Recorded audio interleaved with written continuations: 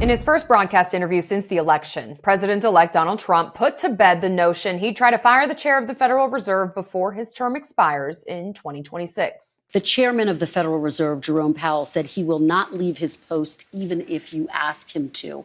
Will you try to replace Jerome Powell? No, I don't think so. I don't see it. But I think if I told him to, he would. But if I asked him to, he probably wouldn't. But if I told him to, he would.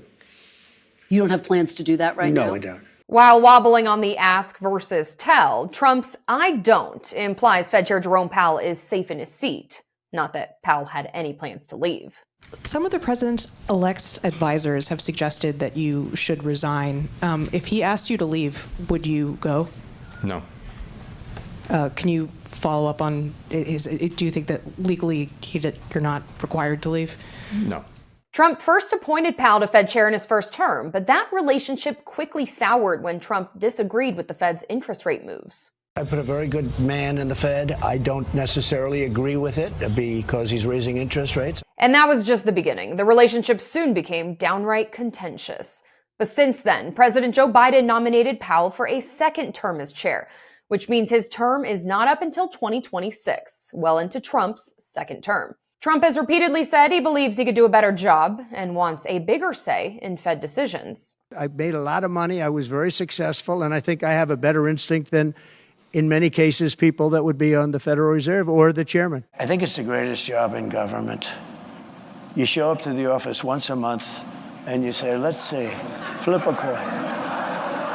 And everybody talks about you like you're a god. He's right. The part about it being the greatest job, it might well be right. I have to say, he's partly right there but he's not right about the come to work, once every month. Just the flipping of the coin part? No, that part it's not like that. Not like that. In a sit-down this past week, Powell talked with DealBook's Andrew Ross Sorkin about navigating another Trump term and his cabinet picks. In particular, Trump's Treasury choice, Scott Bessent. In an interview with Barron's, Bessent detailed a way to cut off Powell at the knees. You could do the earliest Fed nomination and create a shadow Fed chair, Bessent told Barron's, and based on the concept of forward guidance, no one is really going to care what Jerome Powell has to say anymore.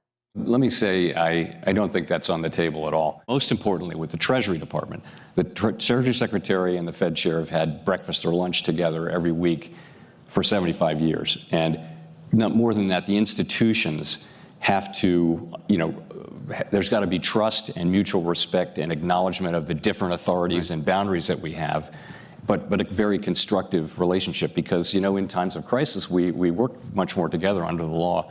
Nonetheless, it's a very important relationship, and I'm confident that we'll have the same kinds of relationships with the incoming administration. That first lunch, though, is going to be interesting. It's going to be fine. Powell's term ends May 15th, 2026. Former Fed Governor Kevin Warsh is among the candidates to replace him. Warsh was recently passed over for Trump's Treasury Secretary. For Straight Arrow News, I'm Simone Del Rosario.